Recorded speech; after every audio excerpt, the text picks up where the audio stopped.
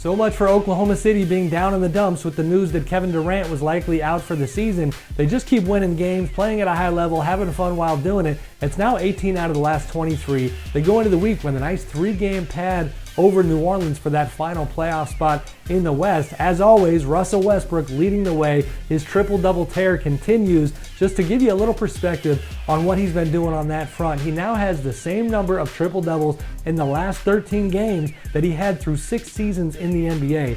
The Atlanta Hawks are not flying as high as they once were, and I think this spells trouble for Coach Mike Budenholzer and his team. This is the time of year when you want to be peaking, but the Hawks have lost 5 of their last 9 games. It brings to mind something a Hawks official told me early this season, that their defense is their #1 priority, and if that defense ever fell apart, the whole thing would fall apart. And lo and behold, that seems to be happening of late, giving up around 107 points per 100 possessions. They've got to get this together going into the postseason.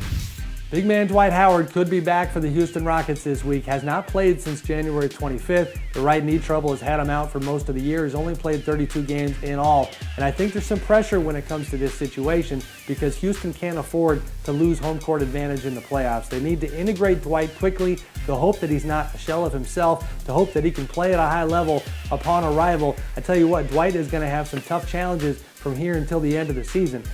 Just when you thought the Rookie of the Year race was unofficially over, that Andrew Wiggins was going to run away with it, it turns out we're going to need to keep watching this race until the end. Elfrid Payton of the Magic is coming on strong. Their young point guard had back-to-back triple-doubles since March 6th, averaging 15 points, almost 9 assists, 6 rebounds. Also, Nerlens Noel of the Sixers, keep an eye on the big man, doing very good things since February 27th, averaging around 13 points, 11 rebounds, and 2 blocks. Man, how about those Utah Jazz? They go into the week having won 14 out of their last 19 games after starting just 17-33. Now, it's too little too late when it comes to the playoff race, but Coach Quinn Snyder, GM Dennis Lindsey, the rest of that group has got to feel great about what they have here. The trade that sent Enes Kanter to Oklahoma City clearly playing a major part here. It freed up minutes for defensive breakout star Rudy Gobert. Big man Derek Favors also playing well and playing more often. Gordon Hayward, the rest of those guys looking pretty good. I like what they have going here.